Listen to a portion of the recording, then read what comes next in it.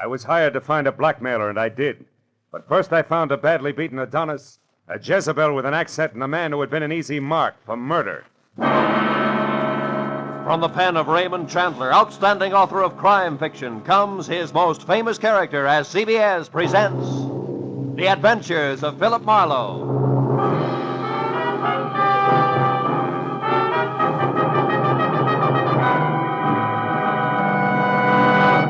And now, with Gerald Moore, starred as Philip Marlowe, we bring you tonight's exciting story, The Easy Mark.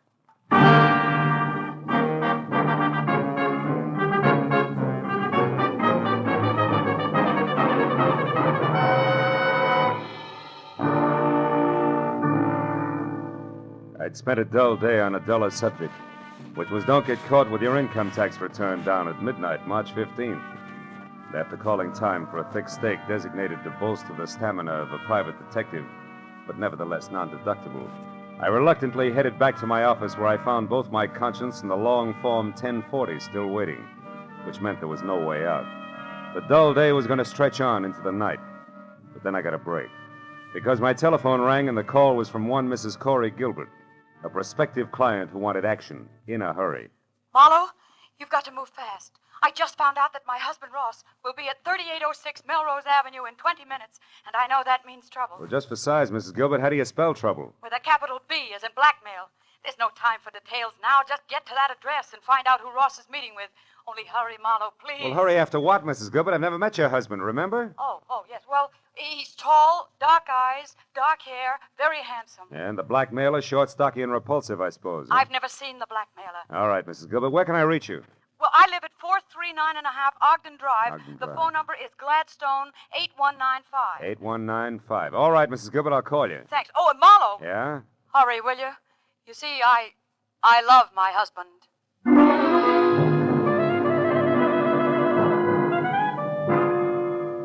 I was a little more than 20 minutes finding the address on Melrose. But when I finally pulled up and parked away from the place, I figured being late didn't matter because number 3806 turned out to be an unfinished house set deep in an acre of building materials. I was about to head for a telephone and get an explanation from a confused lady named Corey Gilbert when a lot of noise from what would someday be a living room changed my mind. Then I knew that my client had the right address after all, because there in the pale light of a slice of moon, taking the last of an awful beating from a thin man with a thick beard and a lot of muscle, was Ross Gilbert. Dark eyes and dark hair, like she said, but no longer very handsome. Don't hit me again. Stop worrying, Gilbert. I'm almost through with you except for this. A present from Nanette. And just one more from Nanette.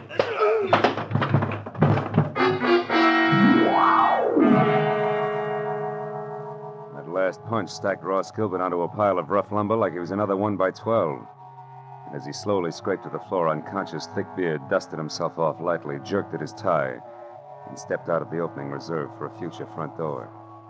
I started over to help Ross Gilbert, but then I remembered that my client wanted to know who her husband was meeting and why, not how hard or fast he could swing. So I decided for the time being to play it quiet. When Thickbeard got into his car, I got into mine.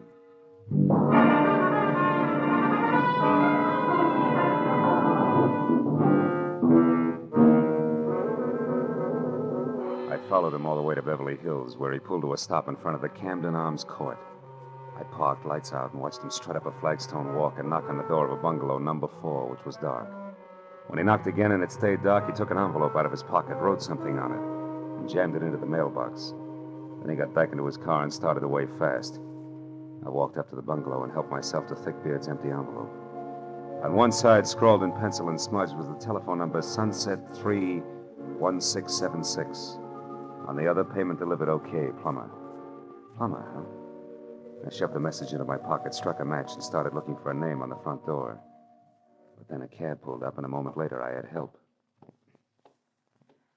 I can be of some assistance, perhaps? Yes, I was just... Oh. Nanette? Oui. Nanette Lamarck. But I do not know you, monsieur. No, you don't. I think if you will stop staring and begin talking, we will do much better. Who are you? Philip Marlowe. A friend of Plummer's. He asked me to deliver a message for him. Do I go on? Of course, Mr. Marlowe. But please come inside. It is so much nicer there.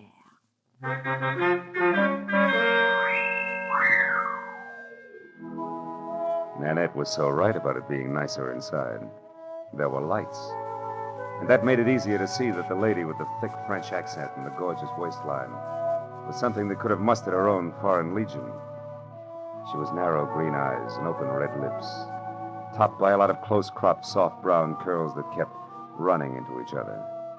And for a dress, she was wearing about 1/4 mile of draped chiffon that, in the right places, fitted a little closer than her own skin.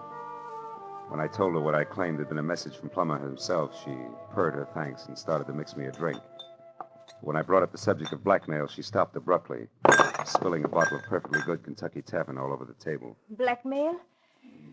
What do you mean, Marlowe? Extortion, honey. The malpractice of getting a lot for knowing a little that's not nice. You are swinging wild now, mon cher. Maybe.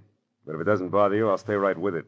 Because I'd like to know why you and Plummer, who have such an easy mark, insist on throwing rocks. What easy mark are you talking about? A tall, dark, and used to be handsome guy named Ross Gilbert. Ross. Soda, Marlowe? Yeah.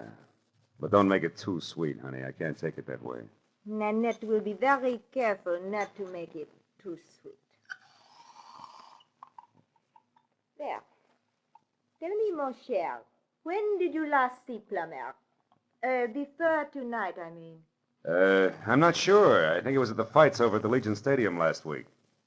How do I get my drink? Oui, mon cher.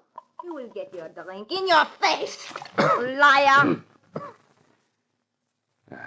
Tell me, Frenchie.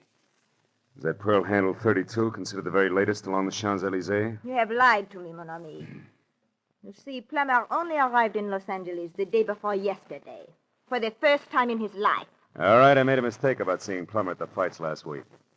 Now, why don't you put away the gun and we'll talk about Ross Gilbert? Ross Gilbert is a man I hate with all my heart. A man I could kill right this minute. And that, Marlowe, goes for anyone connected with him. So now get out. Oh. Without even so much as an au revoir? I reserve au revoir for my friends, Marlowe. Good night.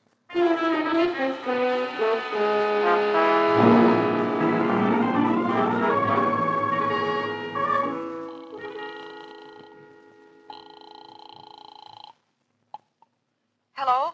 Marlowe, Mrs. Gilbert. Is Ross all right? Ross isn't here, Marlowe. What happened to him? He ran into an ugly beating at that address on Melrose. Something nasty from out of town named Plummer is responsible. Ever hear of him and/or an imported Jezebel called Nanette Lamarck?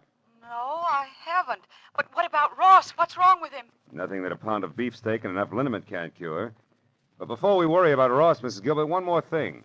It's a phone number I found on the back of an envelope that belonged to Plummer. Number is Sunset 31676. What? Somebody you know? Yes, someone I know very well. It's the telephone number of my ex-husband, Emery Marsh.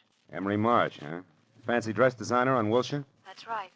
But what's he got to do with all this? Emery only met Ross once in Mexico, a party at Ensenada. Yeah, well, look, Mrs. Gilbert, why don't we postpone collecting Ross until I find out a little more? Where does your ex-husband Marsh live? In Santa Monica. But there's a good chance that he's still at his place on Wilshire. He does most of his work at night. Well, then Wilshire Boulevard's my next stop. I'll try to make it a quick one. Goodbye.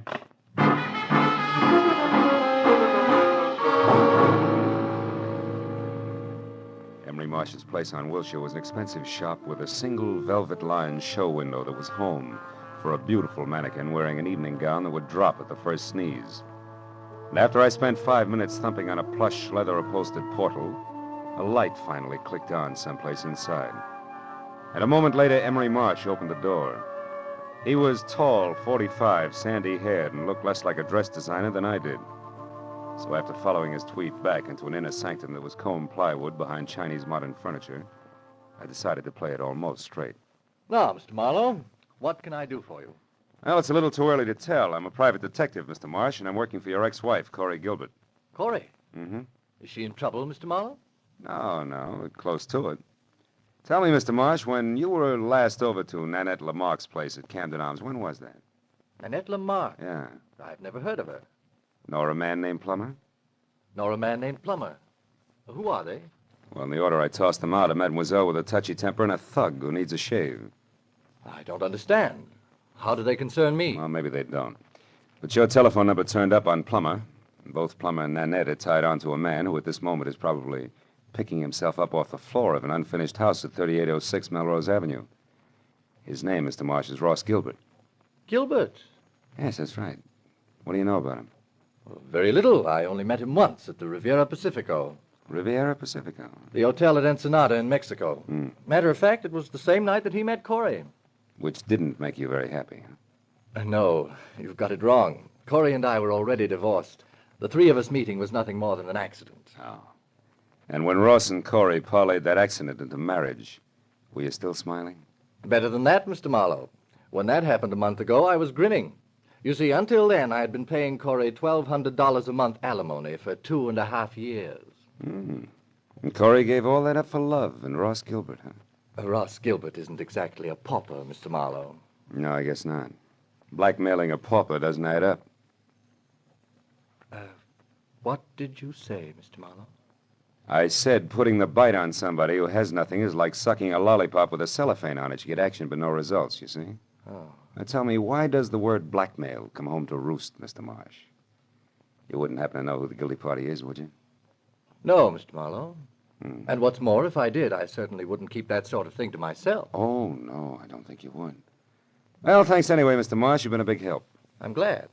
And if I can be of any further help, don't hesitate to call on me, Mr. Marlowe. Please. No, I won't, Mr. Marsh. You can depend on it.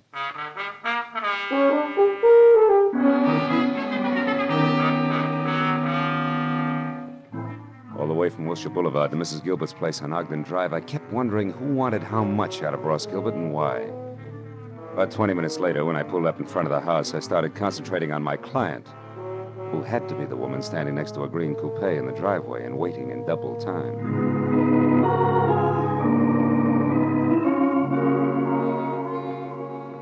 Corey Gilbert was long, flowing blonde hair draped over shoulders that at the moment looked like they were carrying the weight of the world. But she was prettier worried than most women who always keep it gay. Mr. Marlowe? Yeah, Mrs. Gilbert? Yes. Your husband shown up yet? No. Marlowe, what do you suppose has Take it happened? easy. Maybe we better have another look at 3806 Melrose Avenue, huh? Whatever you say. Shall I drive? If you've got a license. Yes, Mr. Marlowe. I've got a license. Well, okay, let's go.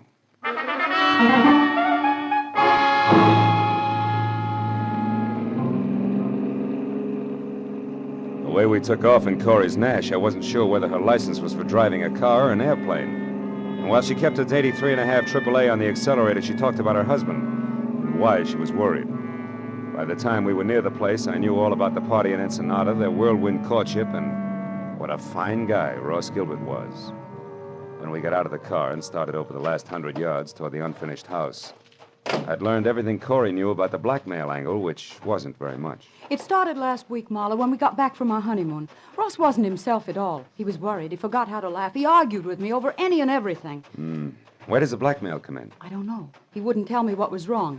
Then this evening, just before I called you, I overheard him talking on the telephone. That's when I caught the word blackmail and this address. Now, maybe Ross will be able to fill in a few of the blanks for us. Oh, he was over here in this room on a pile of lumber when I... Ross! Plummer must have done a lot more damage than I figured. Ross! Ross! Take it easy, baby. Marlowe, what is it? Is he... I'm afraid he is, Corey. That man, he beat him to death. No, Corey, that round hole in Gilbert's chest wasn't made by a fist. From where I stand, it looks like a .32 caliber bullet.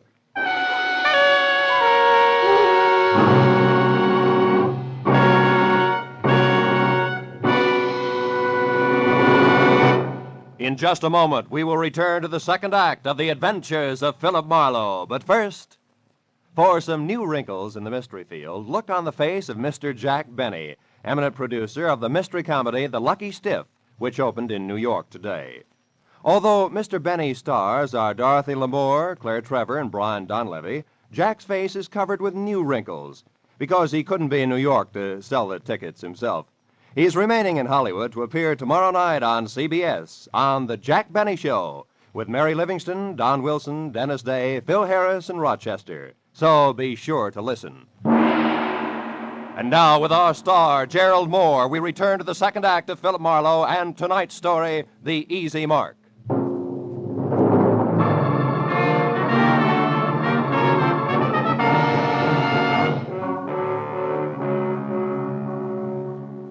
Corey Gilbert's face went sickly white, and her mouth twisted on the brink of hysteria as she stared at the dead man.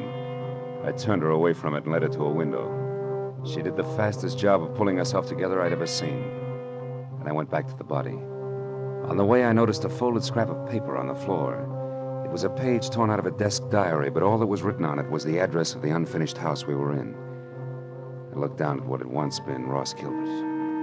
Setup didn't make any sense. A victim of blackmail had been beaten up by a total stranger, and then, a little while later, murdered. Somebody had killed the goose that was laying the golden eggs, and it didn't figure in any direction. Well, I just about decided to go through his pockets when a sound from Corey changed my mind. Marlowe, come here, quick. What is it, Corey? There's someone out there. I saw a shadow move. Get away from the window. Marlowe, there, running. Why, it's a woman. Yeah. And quite a woman. What do you know? She's crossing the street now. Who is it, Marlowe? Who is she? Character as French as Milani's 1890. Only she's more like nitric acid than salad dressing, Corey. Her name is Nanette Lamarck. She's getting in that car. Aren't you going to stop her? No. I've got a line on Miss Lamarck. I can find her. But she was hiding here. She could be the one who shot Ross, couldn't she? Easily. In fact, right now, she's the odds-on favorite. But she's also cagey, and we'll have better luck if we get her on home ground where she'll talk. Besides, there's a big chunk of this business that doesn't follow. What do you mean? Well, look, the murder came out in reverse. Ross was paying off. So he should have been the killer instead of the corpse. Which means there's more than blackmail involved. I don't know what you're talking about. All I know is he's dead, and that woman killed him. Maybe. Come on, Corey, let's get out of here. Where are we going? Well, first you take me back to my car, and then I got a job for you to do. What kind of a job? Well, I found this page ripped out of a desk diary, probably Ross's. I want you to go through all his things and find that diary for me. There might be something else in it that'll give us a connection. All right. Where are you going? I'm going to pay a call on Nanette. Only this time I'm bringing my own welcome mat. I think I'll need it.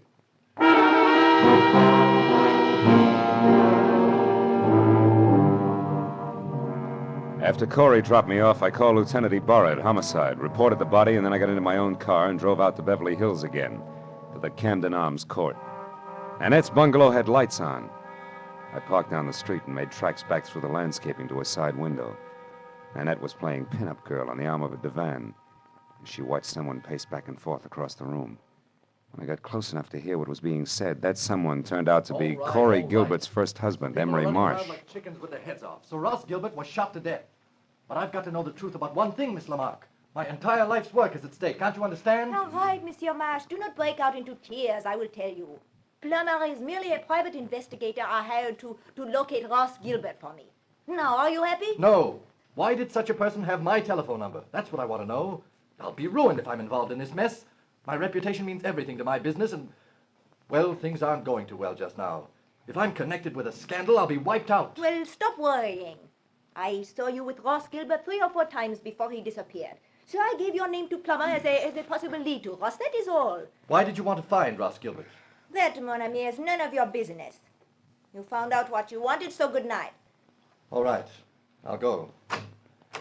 But can I count on you to keep my name out of this? Listen, I am counting on me to keep my own name out of it, and I will be very busy doing that. Good night.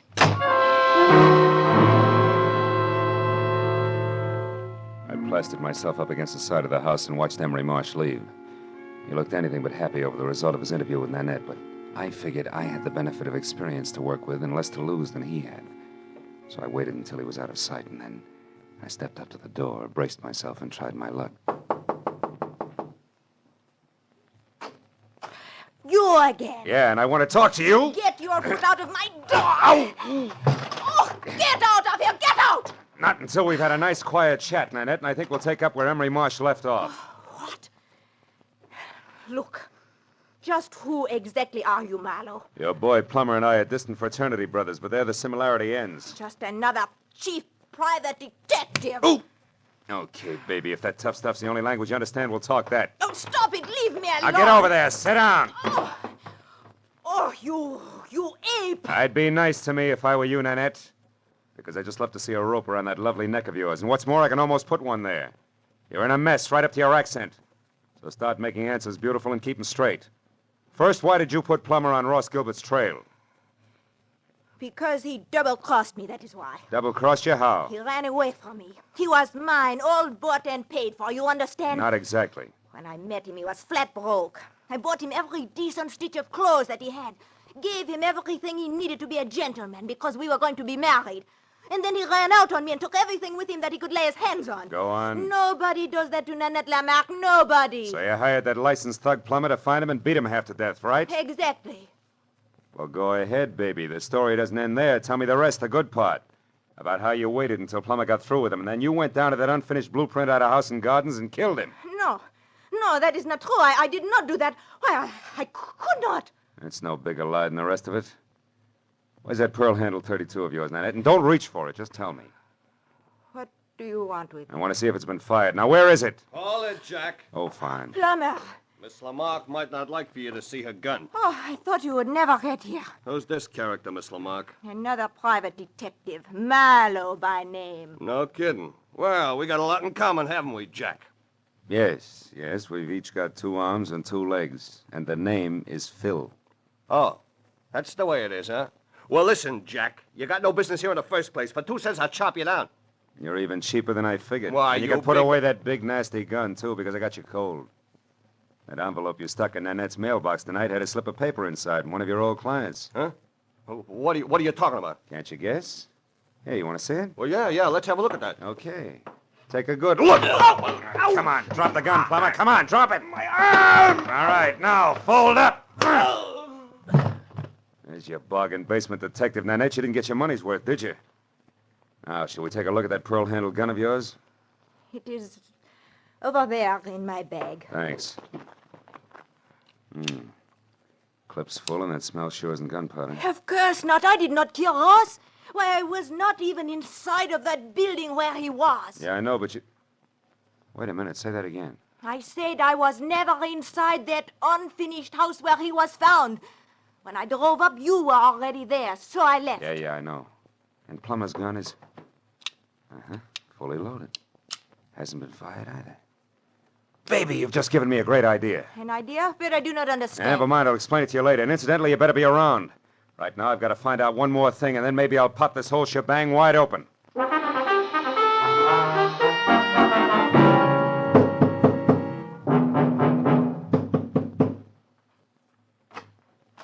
Mr. Marlowe, Good evening, Mr. Marsh. Lucky to find you still working, huh? late hours are a habit with me these days. Come in. Thanks. Mr. Marsh, I've come back for that help you offered me earlier this evening. I see. Well, the offer's still good. Fine. I think your ex-wife, Corey, is lying to me. She claims you didn't know Ross Gilbert, that you only met him once at that party in Ensenada, but you did know him, didn't you? Why, yes. As a matter of fact, I did get acquainted with Ross slightly. We had dinner together a few times. Uh-huh. And you really did favor his marriage to Corey because it freed you automatically from that alimony load you were carrying. That's correct, Marlowe, but I don't And it's see... also correct, isn't it, that you couldn't afford to go to court to have your alimony reduced because that would let your snobbish clientele know you were going on the rocks. Yes, that's also true. And maybe it's true that you actually engineered the marriage and it backfired on you. Very smart, Mr. Marlowe. Just keep your hands at your side. This might go off. Yeah, oh, yes. Well, I expected a reaction, but not quite so soon. Too bad. I'll trouble you for your gun, now that you've got it all figured out. Yes, Marlowe, I engineered that marriage. Corey was attracted to Gilbert, but he was broke. I knew that would scare Corey off if she found out. So you and Corey made a deal, particularly with Ross. He wanted to marry Corey. You supplied the cash for his courtship, right? Yes, only he wouldn't stop there. He kept demanding more. Sure, that figured from the start. Ross wasn't being blackmailed. He was the blackmailer himself, and that made you worse off than before, so you killed him. You're so right, Mr. Marlowe. And remember, the price for 2 murders is the same as for 1. So you've really left me no alternative. I'll give you an alternative, Emery. Corey! One thing you didn't count on. I really loved Ross Gilbert.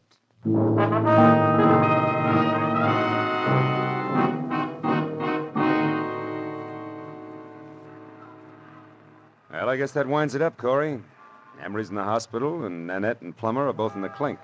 Too bad I only hit Emery in the hand. I never could trust my aim. It's always been bad, in a lot of ways. It was good enough tonight, baby. Lucky for me you showed up when you did. Say, what made you come to Marsh's place, anyway? Well, that page from the desk diary paid off, Marlowe. Only we made a mistake. No? It didn't come from Ross's diary. It came from Emery's. I finally remembered his handwriting. Mm-hmm. Now, you tell me something, Marlowe. Yeah? How did you know Emery was guilty? Oh. Well, he made the oldest slip in the book.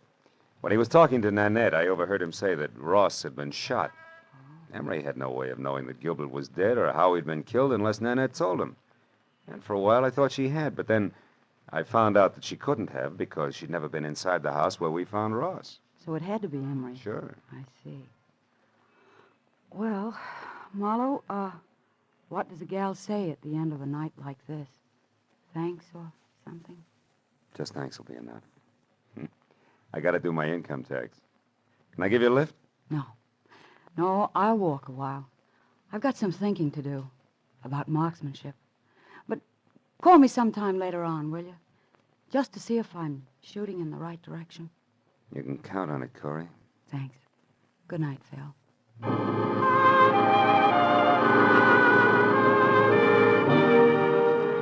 I watched her for a moment as she walked down the street all by herself, deep in her own thoughts, and it looked to me like she was playing it strictly square. I almost wanted to follow her. The first time in a long time, I felt like I wanted to get to know a client better. But March 15th can slip up awfully fast, and that long-form 1040 was still unfinished and waiting for me in my office. So I decided to go back and work on my income tax and play it strictly square, too. After all, that's really the easiest way in the long run. Yeah, I keep telling myself.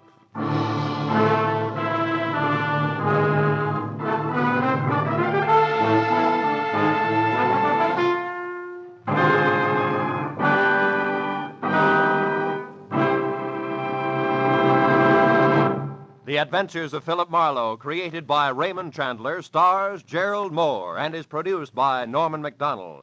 The script by Mel Donnelly, Robert Mitchell, and Gene Levitt was directed by Ralph Rose. Featured in the cast were Sylvia Sims, Lorette Philbrandt, Ken Harvey, and Paul Duboff. The special music was by Richard O'Runt. Be sure and be with us again next week when Philip Marlowe says... There was a man with a bad heart, a telephone number scribbled on a cash register receipt, and a corpse on the other side of town.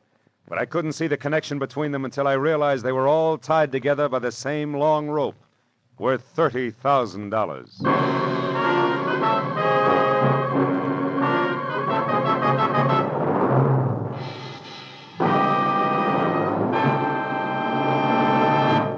Next Wednesday evening, February 2nd, CBS will bring you a moving, powerful drama of a reporter who took an assignment he eagerly sought, only to find it came too close to home.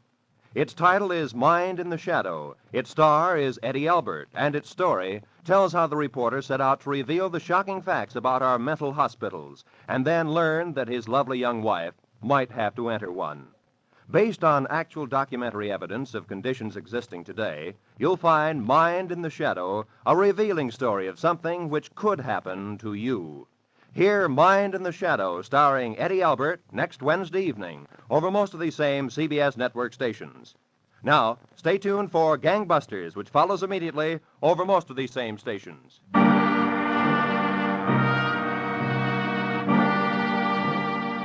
This is Roy Rowan speaking for CBS. Jack Benny's new address, Sunday night on CBS, the Columbia Broadcasting System.